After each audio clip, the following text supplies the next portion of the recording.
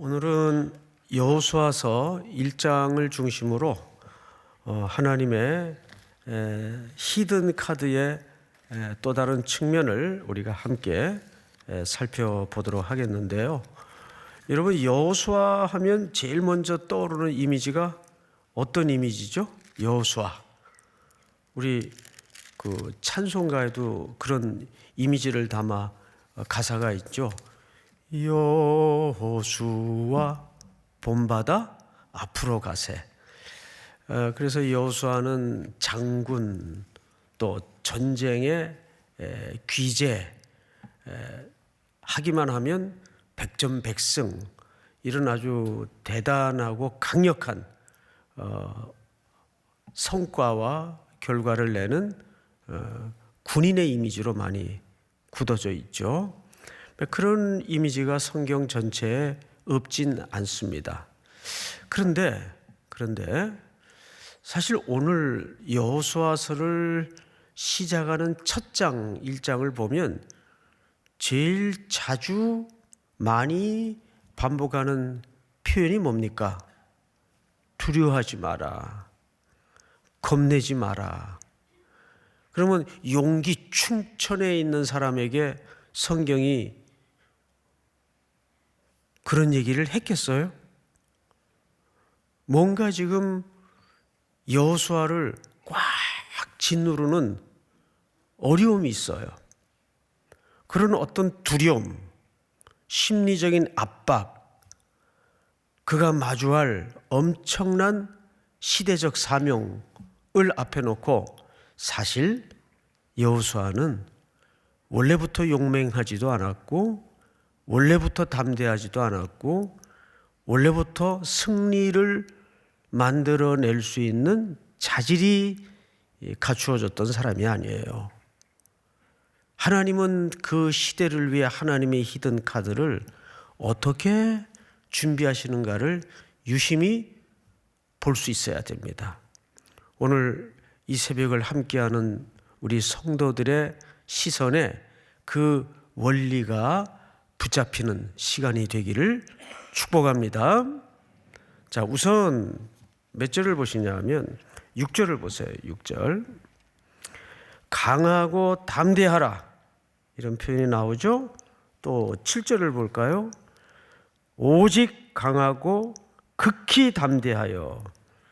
9절 보십시다. 내가 네게 명한 것이 아니냐? 강하고 담대하라. 두려워하지 말며 놀라지 말라. 네가 어디로 가든지 네 하나님 여호와가 너와 함께 하느니라 하시니라. 전부 이 명령과 권고의 이면에는 뭐를 우리가 발견할 수 있죠? 지금 여호수아의 어떤 두려움, 담대할 수 없는 어떤 상황, 이런 것들이 넉넉히 보여지지 않습니까? 그러면 여호수아는 도대체 어떤 일을 마주해야 되고, 그는 어떻게 지금까지 살아왔고, 지금 가장 근래에 그에게 일어난 일은 어떤 일이길래 성경 기자가 초입서부터 이 말을 이렇게 강하게 3번에 걸쳐 강조를 할 수밖에 없었을까? 그것은 오늘 한 주를 또 시작해야 될 여러분들에게도 굉장히 중요한 실마리가 되고 생활의 단서가 될 수 있어요. 자, 그러면 한 장을 거꾸로 넘겨서 신명기 34장을 보십시다. 34장 1절을 볼까요? 이제 모세의 마지막 그 삶의 현장을 소개한 책인데, 모세가 모압 평지 느보산에 올라가, 여기 느보산이라는 말은 비스가 지역입니다. 여리고 맞은편 비스가 산꼭대기에 이름에 여호와께서 길르앗 온 땅을 단까지 어떻게 하셨어요? 누구에게? 모세에게. 들어가지도 못할 사람에게 뭐 약 올리시는 것도 아니고 그 땅은 왜 보이실까? 보이셨어요? 그런데 또 보시면 3절 네겝과 종려나무의 성읍 여리고 골짜기 평지를 소알까지 어떻게 하시고 보이시고 또 볼까요? 4절 여호와께서 그에게 이르시되 이는 내가 아브라함과 이삭과 야곱에게 맹세하여 그의 후손에게 주리라 한 땅이라 내가 네 눈으로 보게 하였거니와. 다음 절 다 같이 시작. 너는 그리로 건너가지 못하리라 하시매. 네, 여기서 우리가 모세는 그 땅을 보긴 해요. 본다는 말은 바라본다 그 뜻이에요. 그리고 그 땅은 모세에게 매번 반드시 이루게 하겠다고 약속한 땅입니다. 근데 더더군다나 너무도 인간적으로 아쉬운 것은 모세는 못 들어가요. 여기는 몇 가지 이제 이유가 있는데 오늘은 그게 초점이 아니고 여호수아가 초점이기 때문에 거기까지는 말씀을 확대시키진 않겠습니다. 그런데 이걸 보이고 나서 하나님이 모세를 데려가십니다. 5절을 보십시다. 이에 여호와의 종 모세가 여호와의 말씀대로 모압 땅에서 죽어. 우리 6절 다 같이 시작. 벳부올 맞은편 모압 땅에 있는 골짜기에 장사되었고 오늘까지 그의 묻힌 곳을 아는 자가 없느니라. 모세가 죽을 때 나이가 몇 살입니까? 120세였으나 그의 눈이 흐리지 아니하였고 기력이 쇠하지 아니하였더라. 근데 왜 죽었죠?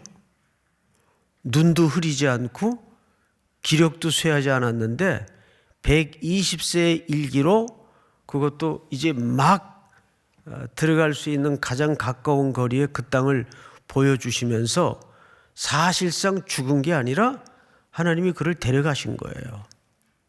그리고 그 무덤도 알려지지 않게끔 조치를 하셨어요. 여기에 첫 번째 이유는 모세는 차짓 이스라엘 백성들의 악한 속성상 무엇으로 바꿀 위험성이 농후했겠죠. 우상숭배입니다. 하나님은 철저하게 성경에서 인간이 중심이 되고 인간을 높이는 어떤 행태에 대해서도 가차없이 걷어가십니다. 그래서 이것이 1차적인 이유예요. 이거는 우리 교회 공동체가 그리스도 외에는 어떤 사람의 명성이나 실력과 능력에 의존해서는 안 된다는 교훈을 삼을 수가 있습니다. 믿습니까? 그래서 모세는 정말 보면은 조건으로 아무 죽을 이유가 없어요. 그러니까 쉽게 얘기하면 어느 날 갑자기 죽은 거예요. 여러분 근현대사에 비슷한 사례가 하나 있죠. 18년 권자의 대통령이 부하의 총격에 사망하는 너무너무 충격적인 사건이 70년대 말에 있었어요. 잘 아실 겁니다.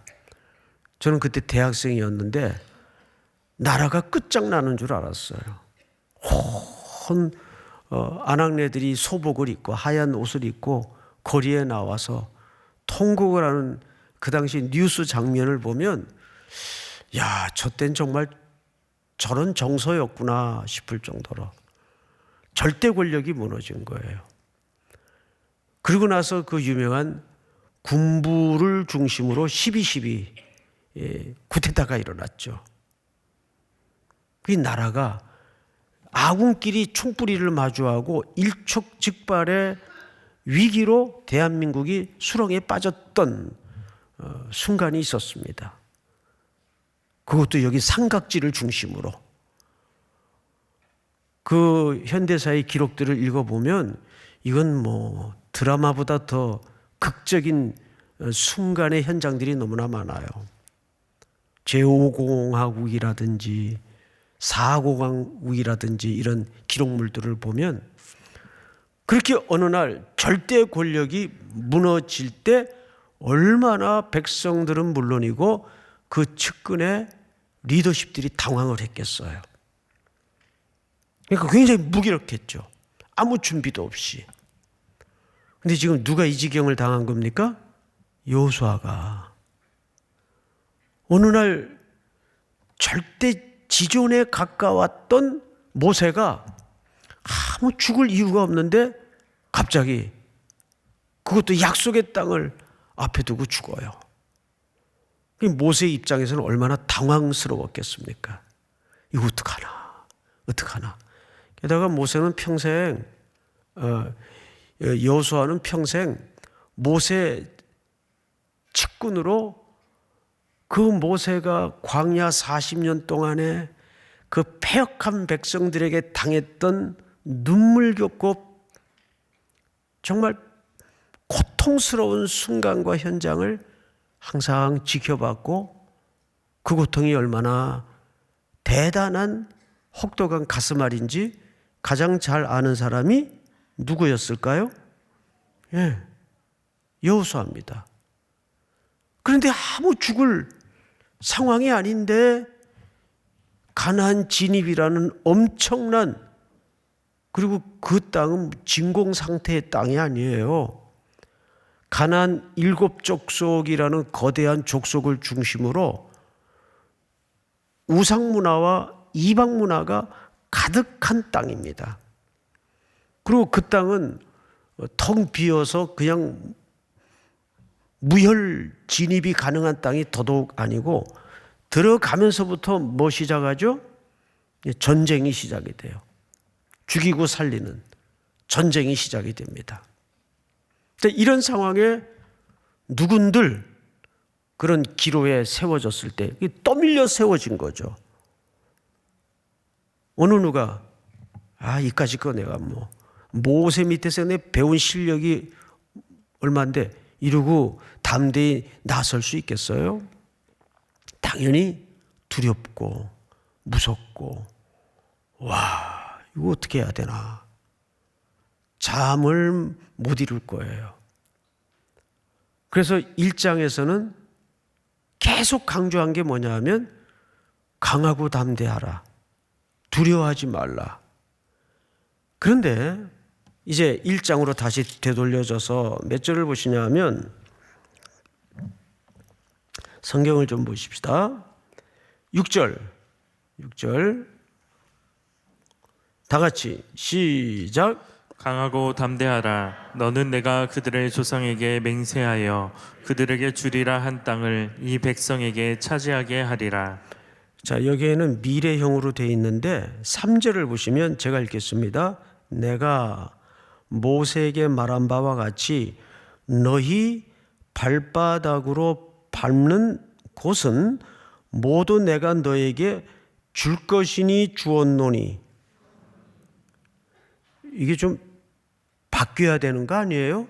6절이 앞에 오고 3절이 뒤로 가도 이해가 잘 안 되는 본문인데 3절에는 주었다, 과거 완료형으로 썼어요. 이걸 이제 미래 완료형이라고도 문법적으로 표현을 합니다.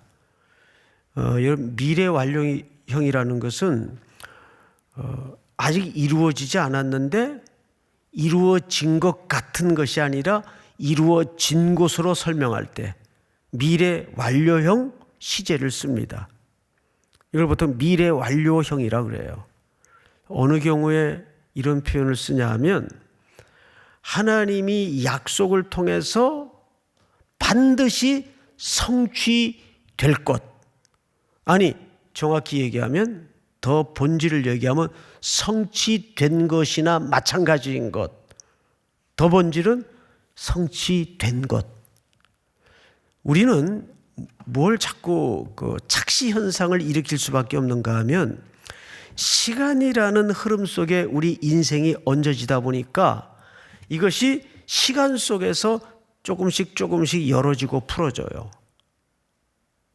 그런데 하나님은 어떤 분이시죠? 창세기의 창조의 과정을 보시면 정확해요. 빛이 있으라. 그런 빛이 존재하는 거예요. 맞죠? 달이 있으라. 그러면 달이 허공에 존재하는 겁니다.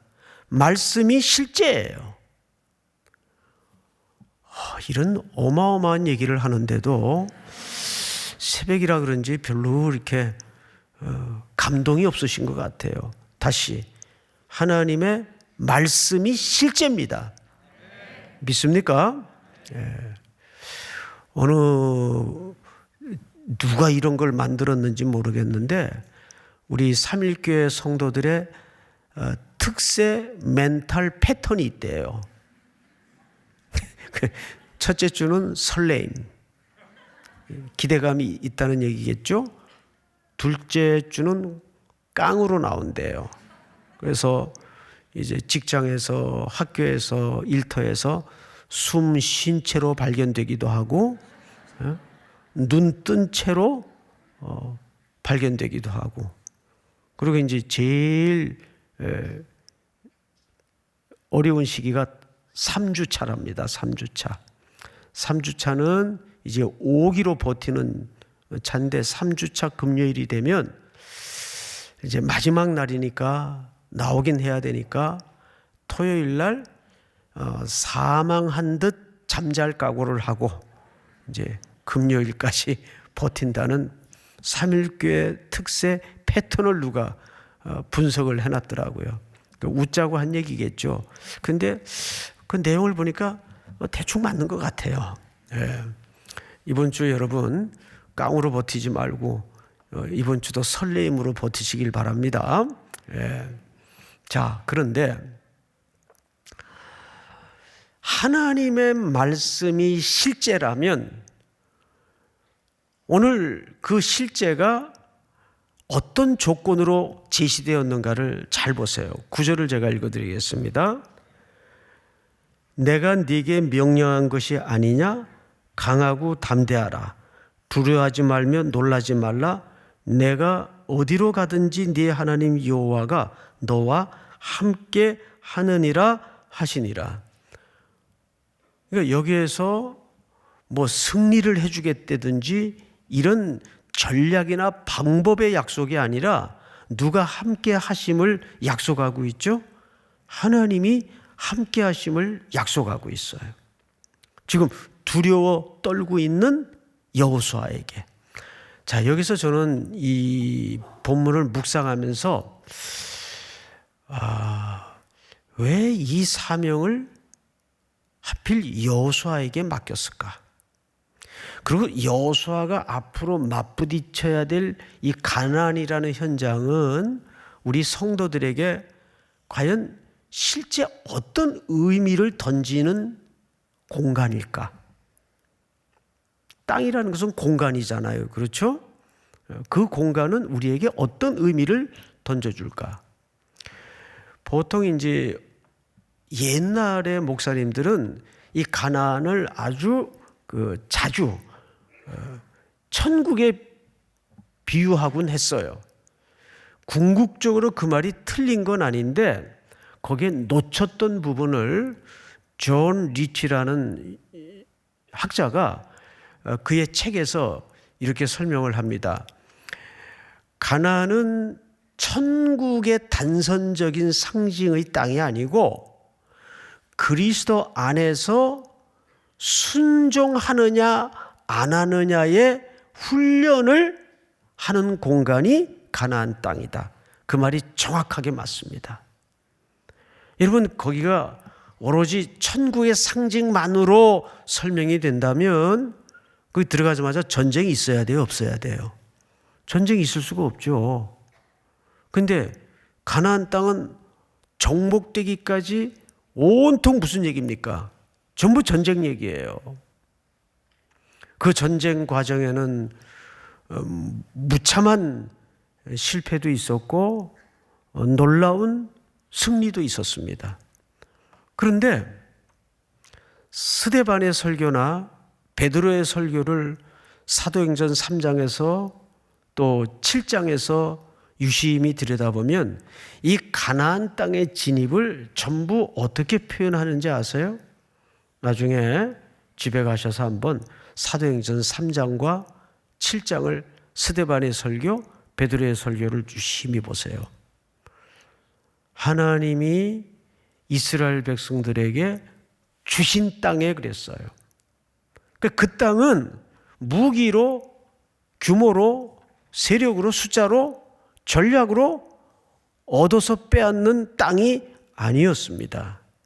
1서부터 100까지 저 끄트머리에 남겨진 땅까지 철저하게 하나님의 약속을 붙들고 그 약속을 의지하고 순종하는가 안 하는가에 그 땅이 얻어지고 빼앗기기도 하고 그랬어요.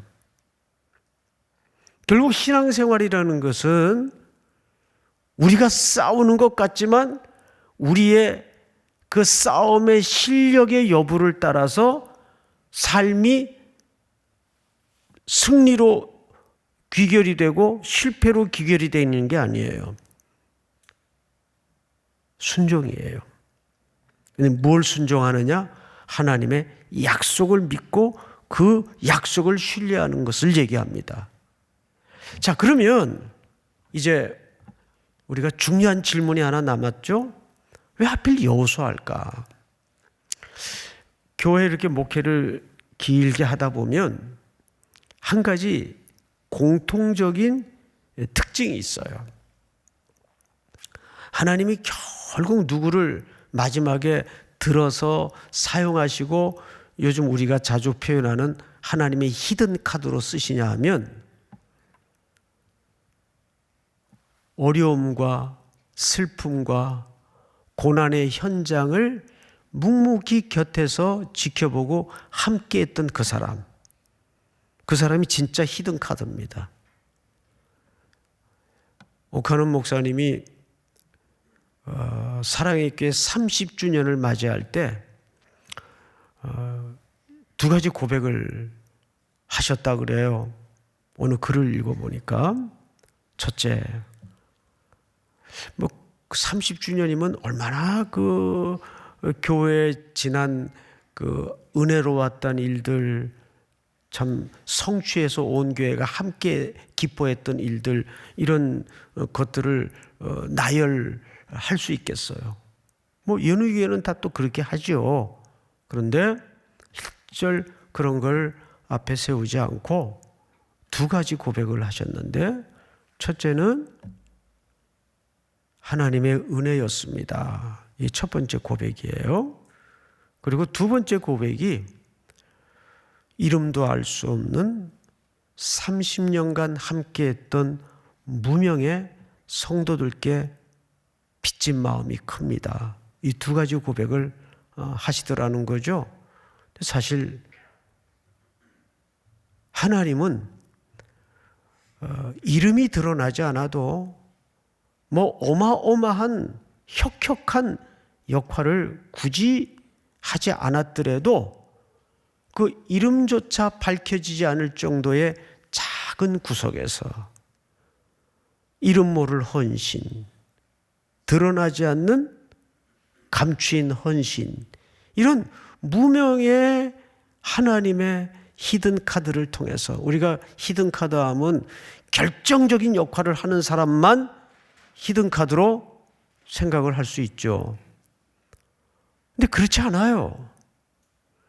우린 자꾸 우리 사고 구조가 크기, 높이, 양적인 것에 익숙하고 길들여져서 그런 것만 히든 카드 역할을 구실을 한다고 생각을 합니다. 제가 사실 어제 마태복음 27장, 28장을 쭉 사이사이, 예배 시간 사이사이마다 좀 읽으면서 깜짝 놀랐어요. 왜 놀랐는지 아세요? 모르죠. 예수님이 십자가에 달리시면서 아버지여, 아버지여, 왜 나를 버리시나이까 그래요. 그건 송태근이 꿈에서 한 얘기가 아니에요. 십자가에 죽으시면서 예수님이 하나님께 왜 나를 버리시나이까? 하나님은 버리는 카드도 있었더라고요. 이해가 돼요, 여러분? 그러니까 우리가 히든 카드, 그러니까 세속적인 개념으로 히든 카드를 자꾸 곡해하고 오해할 수 있다 그 말이에요. 지지난주 에스더서 4장 14절 말씀을 통해서 하나님의 히든 카드로 준비되려면 무언가를 목숨까지도 포기하지 않으면 안 되는 뭘 가져야 된다? 부담감을 가져야 된다는 거예요. 그러니까 결국 참된 하나님의 시대의 히든 카드의 역할을 교회가, 성도가 하려면 철저히 순복하는 태도입니다. 하나님의 언약을 순복하는 태도예요. 예수님이 십자가에 그렇게 버려지신 것도 아드님의 순종을 통해서 이루어진 언약의 성취라는 건 여러분들이 더 잘 아실 겁니다. 그럴 때 이 땅에 주의 복이 흘러가게 되고 구원이 확대될 수가 있는 거예요. 이 히든 카드를 세상의 부귀영화를 쟁취하는 어떤 수단으로 이해하면 그 성경을 잘못 이해하고 있는 거죠. 점점 히든 카드 할 마음 없어지죠? 왜? 그게 정상이에요. 그게 불신앙도 아니고 그게 정상이에요. 사실은 그거 하라는 거예요. 그거 하자는 거예요. 믿습니까? 다시 한번 오늘 주신 말씀처럼 우리는 아직 밟아보지 않는 땅이지만 뭘 붙들고 이미 얻은 것과 같다? 하나님의 언약을 붙들고 얻은 것과 같다. 그런데 그 약속은 모세 곁에서 평생을 심부름하며 그 어렵거나 눈이 오나 비가 오나 함께 삶을 공유했던 그 여호수아에게 그 히든 카드의 역할을 맡기는 거예요. 그러니까 여호수아는 그 옆에서 늘 백성들의 배반도 받고 돌팔매질도 겪었고, 지도자 모세가 어떤 혹독한 고통을 겪었는지 제일 잘 아는 사람이 여호수아입니다. 그런 사람이 그 자리를 덥석 맡고 싶겠어요? 더구나 앞에는 강을 건너야 되죠. 강만 건너면 원수의 세력이 부글부글하다는 걸 알 수 있는데, 그래서 모세가 사실은 정탐꾼을 보냅니다. 그렇죠? 그리고 오늘 여호수아서 이제 다음 장에도 보면 정탐꾼이 등장을 해요. 근데 그 정탐꾼이 피해서 숨어 들어간 집이 기생 라합의 집이에요. 그런데 기야말 얘기를 합니다. 우리가 당신들이 홍해를 건널 때, 40년 전 얘기를 하는 거예요. 홍해를 건널 때 상천하지에 하나님께서 홍해를 말리고 원수를 어떻게 물리치셨고, 그런 소식을 우리가 이미 듣고 우리 간담이 녹았나이다. 이거는 누구를 멋지게 한 방 먹이는 겁니까? 가나안을 코앞에까지 두고 보이시는데도 쫄아가지고 어떡하나 온갖 통곡과 원망의 밤을 세웠던 그 히브리 전직 노예 출신들인 하나님의 백성들을 한 방 먹이는 거예요. 그 사람들은 40년 전 그 하나님에 대한 소문을 듣고도 그 사실을 믿었고 그 약속이 성취되는 그날을 기다리고 있었다고요. 우리를 기억하소서. 당신들이 이 땅에 들어올 때 우리 집안을 기억하소서. 증표를 내소서. 우리도 하나님 예수 그리스도를 붙잡지 않으면 살 수가 없습니다. 그 고백이에요. 근데 감히 그 시대의 배경으로 볼 때 그 여인의 이름이 어디에까지 얹어집니까? 예수님의 족보에 얹어져요. 이런 고백들이 사실은 지위고하를 막론하고 하나님의 히든 카드 역할을 하는 거예요. 결국 기생라합도 체질상 종교심이 강했던 그런 의미가 아니라 뭘 들었던 거죠? 하나님에 대한 소식을 들었던 거예요. 이스라엘 백성들을 어떻게 사랑하시고 어떻게 인도하시고 어떻게 그들에게 승리를 주셨는가? 하나님의 스토리를 들은 겁니다. 이 시대의 히든카드도 하나님의 스토리와 함께했던 자를 반드시 쓰십니다. 믿습니까? 그리고 그 역할이 어떤 역할이든 우리는 순종하겠다는 고백의 결단이 있어야 됩니다. 에스더처럼 내가 죽으면 죽겠습니다. 그리고 다가오는 멸망의 그림자를 마주하고 왕복을 입고 나가지 않습니까? 왕후의 자격으로 그 시대의 고난을 피하지 않겠다는 얘기예요.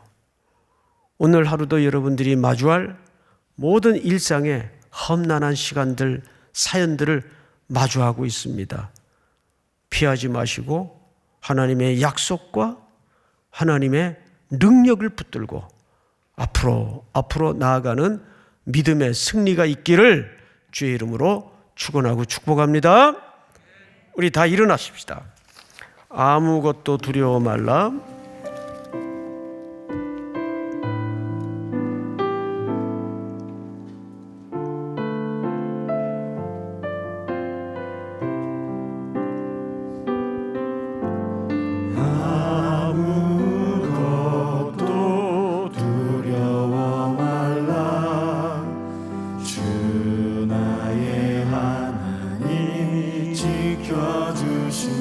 놀라지 말라, 겁내지 말라,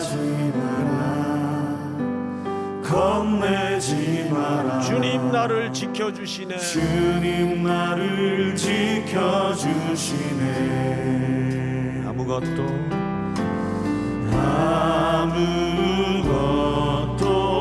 두려워 말라. 주 나의 하나님이 지켜주시네. 놀라지 마라. 겁내지 마라. 주님 나를 지켜주시네. 내 맘의 힘에 겨워 지칠지라도 주님 나를 지켜주시네. 세상의 험한 풍파 몰아칠 때도 주님 나를 지켜주시네.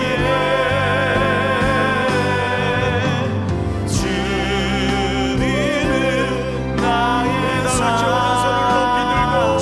주님은 나의 요새. 주님은 나의 요새. 주님은 나의 소망, 나의 힘이 되신 여호와. 후렴만 다시 한번. 주님은 나의 산성, 주님은 나의 요새. 주님은 나의 소망, 나의 힘이 되신 여호와. 우리 다 같이 서진 채로 통성으로 기도하다가 다리 아프면 또 앉아서 기도하시기도 하고 합시다. 이 시간 기도할 때 하나님의 언약을 실제로 붙들고 오늘도 승리하고 한 주간도 승리할 수 있도록 도와주시고 말씀이 내 삶의 실제가 되는 줄을 믿습니다. 하나님, 내 앞에 두렵고 어렵고 힘겨운 일들이 마주할지라도 하나님의 약속을 신뢰하고 그분의 능력을 신뢰하고 그것을 뚫어내는 믿음과 용기와 담력을 새롭게 하여 주시옵소서. 강하고 담대하라, 놀라지 말라, 두려워하지 말라, 하나님이 너희와 함께 하심이라. 이 약속을 붙들고 오늘도 나아갈 수 있도록 함께 하여 주시옵소서. 우리 한번 주여 부른 다음에 기도합시다. 주여